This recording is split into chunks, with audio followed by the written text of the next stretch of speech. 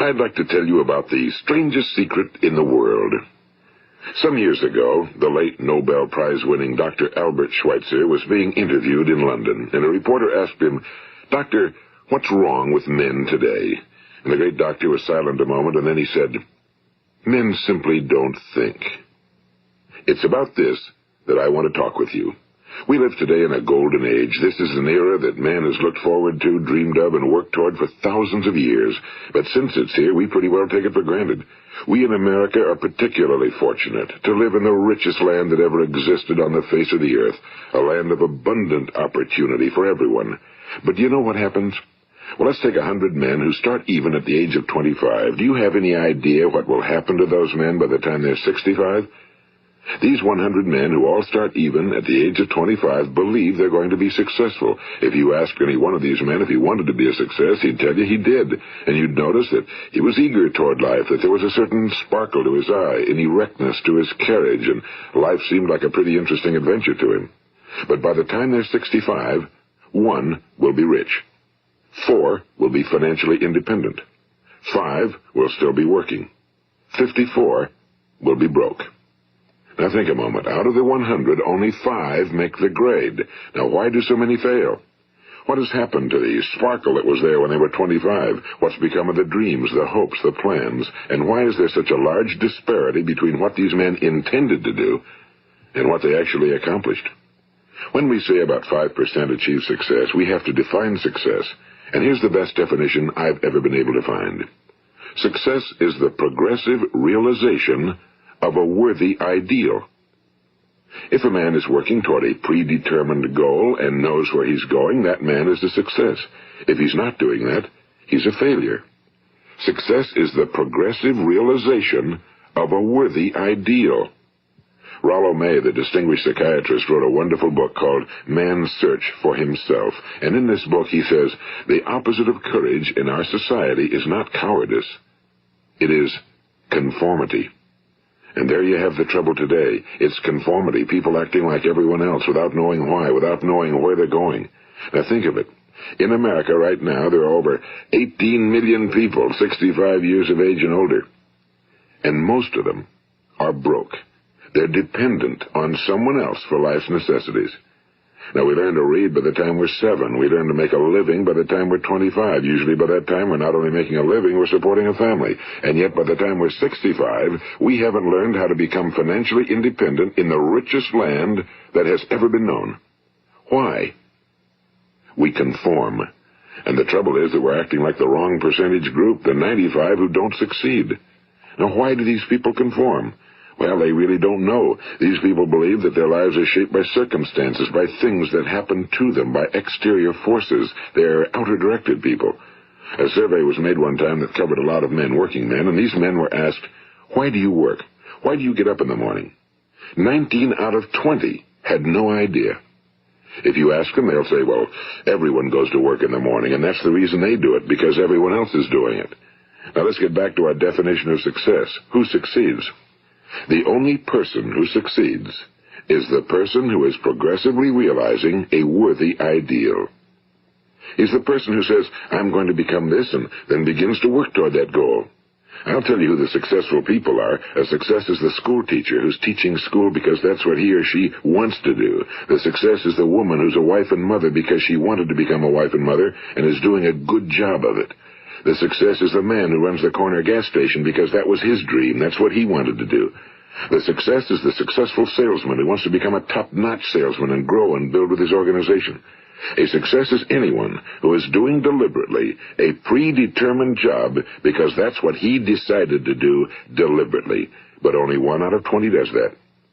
That's why today there isn't really any competition unless we make it for ourselves. Instead of competing, all we have to do is create. You know, for 20 years, I looked for the key which would determine what would happen to a human being. Was there a key I wanted to know which would make the future a promise that we could foretell to a large extent? Was there a key that would guarantee a person's becoming successful if he only knew about it and knew how to use it? Well, there is such a key, and I've found it. Have you ever wondered why so many men work so hard and honestly without ever achieving anything in particular, and others don't seem to work hard and yet seem to get everything? They seem to have the magic touch. You've heard them say that about someone. Everything he touches turns to gold. And have you ever noticed that a man who becomes successful tends to continue to become successful? And on the other hand, have you noticed how a man who's a failure tends to continue to fail? Well, it's because of goals. Some of us have goals, some don't. People with goals succeed because they know where they're going. It's that simple. Think of a ship leaving a harbor, and think of it with the complete voyage mapped out and planned. The captain and crew know exactly where it's going and how long it'll take. It has a definite goal. Now, 9,999 times out of 10,000, it will get to where it started out to get. Now, let's take another ship, just like the first, only let's not put a crew on it or a captain at the helm. Let's give it no aiming point, no goal, no destination. We just start the engines and let it go. I think you'll agree with me that if it gets out of the harbor at all, it will either sink or wind up on some deserted beach, a derelict. It can't go anyplace because it has no destination and no guidance, and it's the same with a human being. Take the salesman, for example. There's no other person in the world today with the future of a good salesman. Selling is the world's highest paid profession, if we're good at it and if we know where we're going. Every company needs top-notch salesmen, and they reward those men. The sky's the limit for them. But how many can you find? Someone once said the human race is fixed, not to prevent the strong from winning, but to prevent the weak from losing. The American economy today can be likened to a convoy in time of war. The entire economy is slowed down to protect its weakest link, just as the convoy had to go at the speed that would permit its slowest vessel to remain in formation. That's why it's so easy to make a living today. It takes no particular brains or talent to make a living and support a family today. So we have a plateau of so-called security, if that's what a person's looking for. But we do have to decide how high above this plateau we want to aim. Now let's get back to the strangest secret in the world, the story that I wanted to tell you today. Why do men with goals succeed in life and men without them fail? Well, let me tell you something which, if you really understand it, will alter your life immediately. If you understand completely what I'm going to tell you from this moment on, your life will never be the same again. You will suddenly find that good luck just seems to be attracted to you. The things you want just seem to fall in line, and from now on you won't have the problems, the worries, the gnawing lump of anxiety that perhaps you've experienced before. Doubt, fear, well, they'll be things of the past. Here's the key to success and the key to failure. We become what we think about. Now let me say that again. We become what we think about. Throughout all history, the great wise men and teachers, philosophers and prophets have disagreed with one another on many different things. It's only on this one point that they are in complete and unanimous agreement. Listen to what Marcus Aurelius, the great Roman emperor, said. A man's life is what his thoughts make of it. Disraeli said this, everything comes if a man will only wait. I've brought myself by long meditation to the conviction that a human being with a settled purpose must accomplish it, and that nothing can resist a will that will stake even existence for its fulfillment. Ralph Waldo Emerson said this, a man is what he thinks about all day long. William James said, the greatest discovery of my generation is that human beings can alter their lives by altering their attitudes of mind.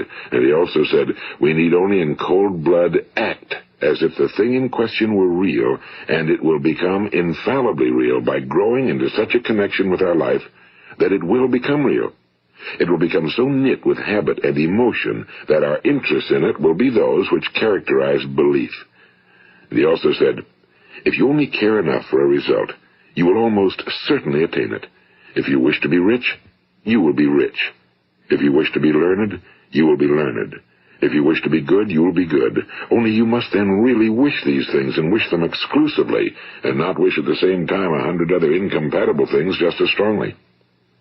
In the Bible, you read in Mark 9:23, if thou canst believe, all things are possible to him that believeth.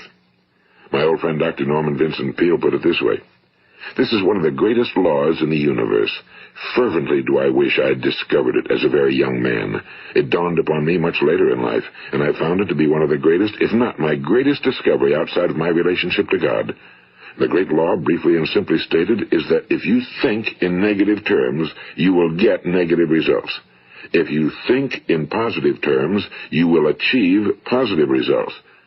That is the simple fact, he went on to say, which is at the basis of an astonishing law of prosperity and success.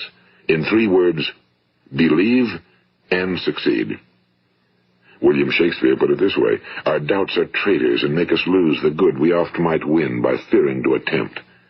George Bernard Shaw said, people are always blaming their circumstances for what they are. I don't believe in circumstances. The people who get on in this world are the people who get up and look for the circumstances they want, and if they can't find them, make them. Well, it's pretty apparent, isn't it? And every person who discovered this for a while believed that he was the first one to work it out. We become what we think about. Now, it stands to reason that a person who's thinking about a concrete and worthwhile goal is going to reach it, because that's what he's thinking about, and we become what we think about. Conversely, the man who has no goal, who doesn't know where he's going, and whose thoughts must therefore be thoughts of confusion and anxiety and fear and worry, becomes what he thinks about. His life becomes one of frustration and fear and anxiety and worry. And if he thinks about nothing, he becomes nothing. Now, how does it work? Why do we become what we think about? Well, I'll tell you how it works as far as we know. Now, to do this, I want to tell you about a situation that parallels the human mind. Suppose a farmer has some land, and it's good fertile land. Now, the land gives the farmer a choice. He may plant in that land whatever he chooses. The land doesn't care. It's up to the farmer to make the decision. Now, remember, we're comparing the human mind with the land because the mind, like the land, doesn't care what you plant in it. It will return what you plant, but it doesn't care what you plant. Now, let's say that the farmer has 2 seeds in his hand. One is a seed of corn. The other is nightshade, a deadly poison. He digs 2 little holes in the earth, and he plants both seeds, one corn, the other nightshade. He covers up the holes, waters, and takes care of the land, and what will happen? Invariably, the land will return what's planted. As it's written in the Bible, as ye sow, so shall ye reap. Now remember, the land doesn't care. It'll return poison in just as wonderful abundance as it will corn. So up come the 2 plants, one corn, one poison. Now, the human mind is far more fertile, far more incredible and mysterious than the land, but it works the same way. It doesn't care what we plant. Success, failure. A concrete, worthwhile goal, or confusion. Misunderstanding, fear, anxiety, and so on. But what we plant, it must return to us. You see, the human mind is the last great unexplored continent on Earth. It contains riches beyond our wildest dreams. It will return anything we want to plant. Now, you might say, well, if that's true, why don't people use their minds more? Well, I think they figured out an answer to that one, too. Our mind comes as standard equipment at birth. It's free, and things that are given to us for nothing we place little value on. Things that we pay money for, we value. The paradox is that exactly the reverse is true. Everything that's really worthwhile in life came to us free.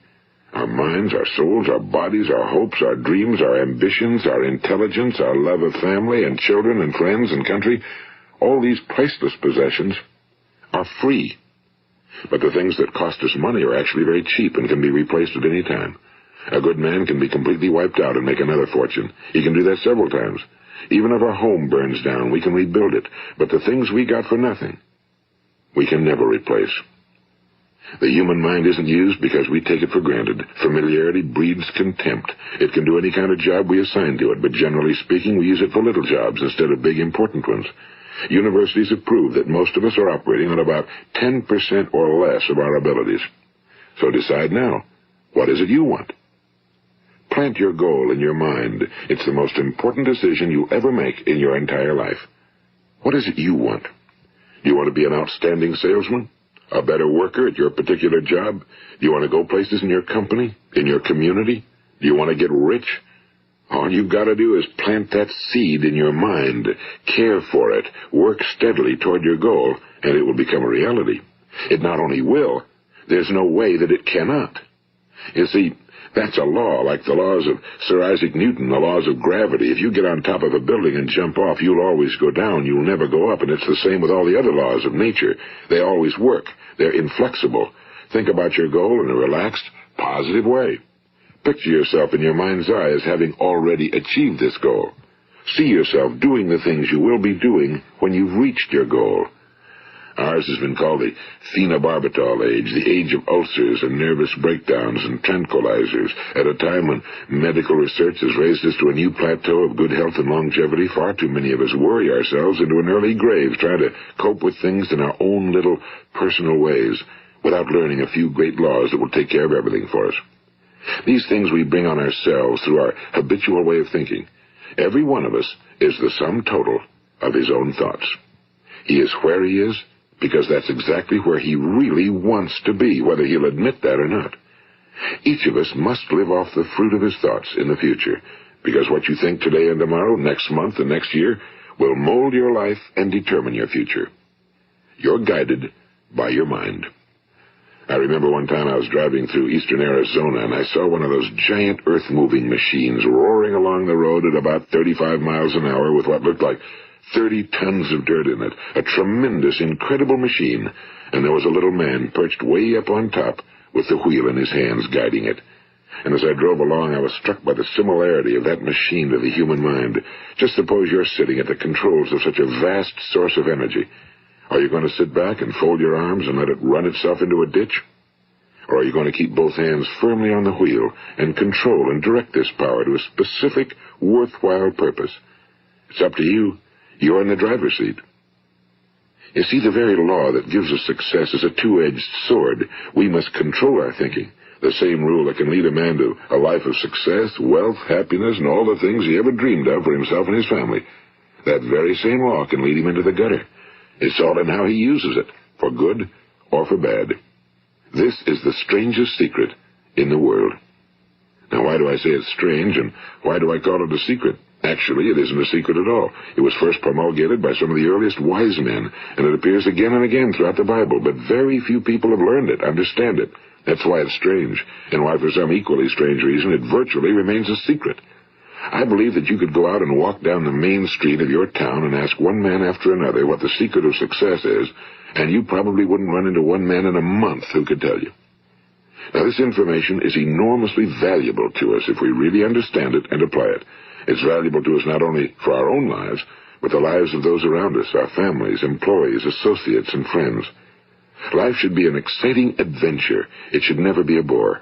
A man should live fully, be alive. He should be glad to get out of bed in the morning. He should be doing a job he likes to do because he does it well.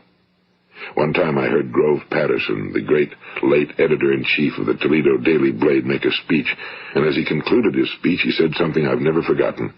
He said, "My years in the newspaper business have convinced me of several things. Among them, that people are basically good, and that we came from someplace, and we're going someplace. So we should make our time here an exciting adventure.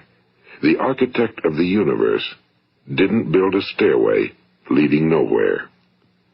And the greatest teacher of all, the carpenter from the plains of Galilee, gave us the secret time and time again. As ye believe, so shall it be done unto you. I've explained the strangest secret in the world and how it works. Now, on this side, I want to explain how you can prove to yourself the enormous returns possible in your own life by putting this secret to a practical test. I want you to make a test that will last 30 days. It isn't going to be easy, but if you'll give it a good try, it will completely change your life for the better. Now, back in the 17th century, Sir Isaac Newton, the English mathematician and natural philosopher, gave us some natural laws of physics which apply as much to human beings as they do to the movement of bodies in the universe. And one of these laws is that for every action, there is an equal and opposite reaction. Simply stated, as it applies to you and me, it means we can achieve nothing without paying the price. The results of your 30-day experiment will be in direct proportion to the effort you put forth. To be a doctor, you must pay the price of long years of difficult study. To be successful in selling, and remember that each of us succeeds to the extent of his ability to sell. Selling our families on our ideas, selling education in schools, selling our children on the advantages of living the good and honest life, selling our associates and employees on the importance of being exceptional people. To, of course, the profession of selling itself. But to be successful in selling our way to the good life, we must be willing to pay the price. Now, what is that price? Well, it's many things. First, it's understanding emotionally, as well as intellectually, that we literally become what we think about, that we must control our thoughts if we're to control our lives. It's understanding fully that as ye sow, so shall ye reap. Second, it's cutting away all fetters from the mind and permitting it to soar as it was divinely designed to do. It's the realization that your limitations are self-imposed and that the opportunities for you today are enormous beyond belief. It's rising above narrow-minded pettiness and prejudice. And third, it's using all your courage to force yourself to think positively on your own problem, to set a definite and clearly defined goal for yourself, to let your marvelous mind think about your goal from all possible angles, to let your imagination speculate freely upon many different possible solutions, to refuse to believe that there are any circumstances sufficiently strong to defeat you in the accomplishment of your purpose, to act promptly and decisively when your course is clear, and to keep constantly aware of the fact that you are, at this moment, standing in the middle of your own acres of diamonds, as Russell Conwell used to point out. And fourth, save at least 10% of every dollar you earn. It's also remembering that no matter what your present job, it has enormous possibilities, if you're willing to pay the price.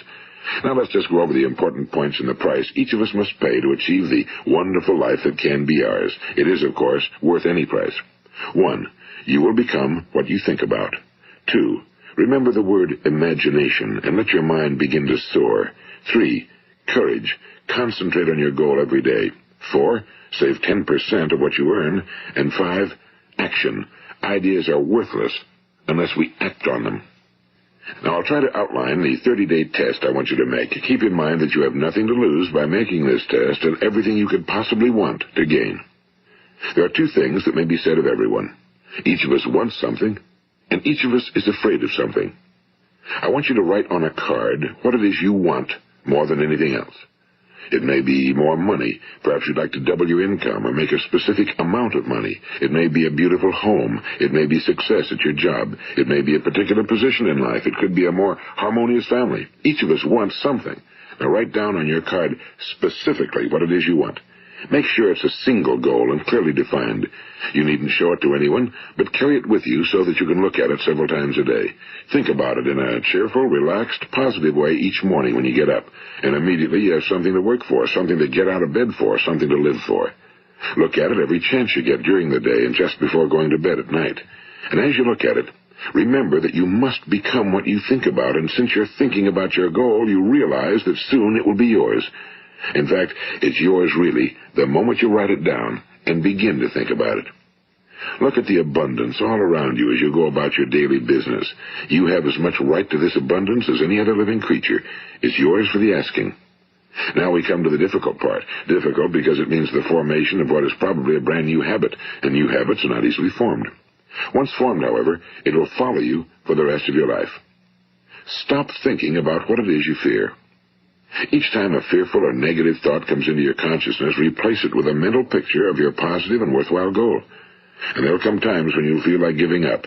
It's easier for a human being to think negatively than positively. That's why only 5% are successful. You must begin now to place yourself in that group.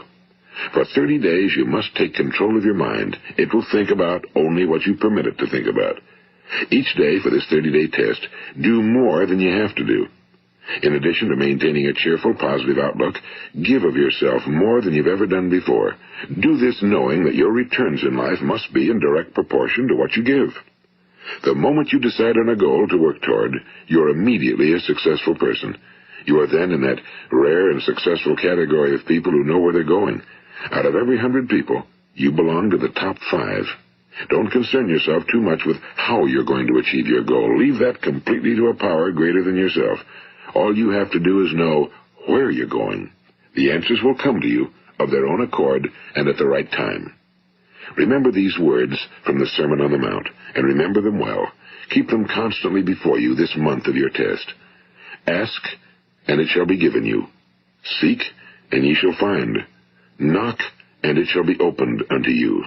For every one that asketh receiveth, and he that seeketh findeth, and to him that knocketh it shall be opened. It's as marvelous and as simple as that. In fact, it's so simple that in our seemingly complicated world, it's difficult for an adult to understand that all he needs is a purpose and faith. For 30 days, do your very best. If you're a salesman, go at it as you've never done before, not in a hectic fashion, but with the calm, cheerful assurance that time well spent will give you the abundance in return you deserve and want. If you're a homemaker, devote your 30-day test to completely giving of yourself without thinking about receiving anything in return, and you'll be amazed at the difference it makes in your life. No matter what your job, do it as you've never done it before for 30 days. And if you've kept your goal before you every day, you'll wonder and marvel at this new life you've found. Dorothea Brand, the outstanding editor and writer, discovered it for herself and tells about it in her fine book, Wake Up and Live. Her entire philosophy is reduced to the words, act as though it were impossible to fail. She made her own test with sincerity and faith, and her entire life was changed to one of overwhelming success. Now, you make your test for 30 full days. Don't start your test until you've made up your mind to stick with it. You see, by being persistent, you're demonstrating faith. Persistence is simply another word for faith. If you didn't have faith, you'd never persist. If you should fail during your first 30 days, by that I mean suddenly find yourself overwhelmed by negative thoughts, you've got to start over again from that point and go 30 more days. Gradually, your new habit will form until you find yourself one of that wonderful minority to whom virtually nothing is impossible. And don't forget the card. It's vitally important as you begin this new way of living. On one side of the card, write your goal, whatever it may be. On the other side, write the words we've quoted from the Sermon on the Mount. Ask, and it shall be given you. Seek, and ye shall find. Knock, and it shall be opened unto you. Nothing great was ever accomplished without inspiration. See that during these crucial first 30 days, your own inspiration is kept at a peak. And above all, don't worry. Worry brings fear, and fear is crippling. The only thing that can cause you to worry during your test is trying to do it all yourself. Know that all you have to do is hold your goal before you. Everything else will take care of itself. Remember also to keep calm and cheerful. Don't let petty things annoy you and get you off course. Now, since making this test is difficult, some will say, why should I bother? Well, look at the alternative. No one wants to be a failure. No one really wants to be a mediocre individual. No one wants a life constantly filled with worry and fear and frustration. Therefore, remember that you must reap that which you sow. If you sow negative thoughts, your life will be filled with negative things. If you sow positive thoughts, your life will be cheerful, successful, and positive. Now, gradually, you will have a tendency to forget what you've heard on this recording. Play it often. Keep reminding yourself of what you must do to form this new habit. Gather your whole family around at regular intervals and listen to what's been said here. You know, most men will tell you that they want to make money without understanding the law. The only people who make money work in a mint. The rest of us must earn money. This is what causes those who keep looking for something for nothing or a free ride to fail in life.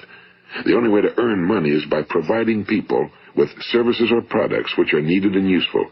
We exchange our time and our product or service for the other man's money. Therefore, the law is that our financial return will be in direct proportion to our service. Now, success is not the result of making money. Making money is the result of success, and success is in direct proportion to our service. Most people have this law backwards. They believe that you're successful if you earn a lot of money. The truth is that you can only earn money after you're successful. It's like the story of the man who sat in front of the stove and said to it, "Give me heat, and then I'll add the wood." How many men and women do you know, or do you suppose there are today, who take the same attitude toward life? There are millions. We've got to put the fuel in before we can expect heat. Likewise, we've got to be of service first before we can expect money. Don't concern yourself with the money. Be of service. Build, work, dream, create. Do this, and you'll find there's no limit to the prosperity and abundance that will come to you. Prosperity, you know, is founded upon a law of mutual exchange. Any person who contributes to prosperity must prosper in turn himself. Sometimes the return will not come from those you serve, but it must come to you from someplace, because that's the law. For every action, there is an equal and opposite reaction. As you go daily through your 30-day test period, remember that your success will always be measured by the quality and quantity of service you render, and money is a yardstick for measuring this service. No man can get rich himself unless he enriches others. Now, there are no exceptions to a law.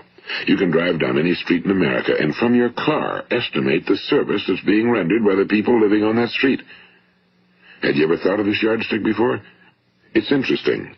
Some, like ministers and priests and other devoted people, measure their returns in the realm of the spiritual, but again, their returns are equal to their service. Once this law is fully understood, any thinking person can tell his own fortune. If he wants more, he must be of more service to those from whom he receives his return. If he wants less, he has only to reduce his service. This is the price you must pay for what you want. If you believe you can enrich yourself by deluding others, you can end only by deluding yourself. It may take some time, but just as surely as you breathe, you'll get back what you put out. Don't ever make the mistake of thinking you can avert this. It's impossible. The prisons and the streets where the lonely walk are filled with people who tried to make new laws just for themselves. We may avoid the laws of man for a while, but there are greater laws that cannot be broken. An outstanding medical doctor recently pointed out 6 steps that will help you realize success. 1. Set yourself a definite goal. 2. Quit running yourself down. 3. Stop thinking of all the reasons why you cannot be successful and instead think of all the reasons why you can. 4. Trace your attitudes back through your childhood and try to discover where you first got the idea you couldn't be successful, if that's the way you've been thinking. 5. Change the image you have of yourself by writing out a description of the person you would like to be. And 6. Act the part of the successful person you have decided to become. The doctor who wrote those words is a noted West Coast psychiatrist, Dr. David Harold Fink. Do what the experts since the dawn of recorded history have told you must do. Pay the price by becoming the person you want to become. It's not nearly as difficult as living unsuccessfully. Make your 30-day test, then repeat it again, and each time it will become more a part of you until you'll wonder how you could ever have lived any other way. Live this new way, and the floodgates of abundance will open and pour over you more riches than you may have dreamed existed. Money? Yes, lots of it. But what's more important, you'll have peace. You'll be in that wonderful minority who lead calm, cheerful, successful lives. Start today. You have nothing to lose, but you have a whole life to win. This is Earl Nightingale, and thank you. Just one exposure to new materials, whether you listen or read, is unlikely to bring you many benefits.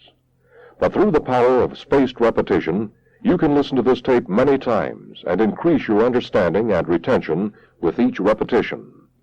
Every time you listen, you will increase what you remember. The more you remember, the more you will actually use. We recommend that you listen to this cassette tape at least once a day for a week, and then as often as you can to get the most benefit from the ideas and information it contains.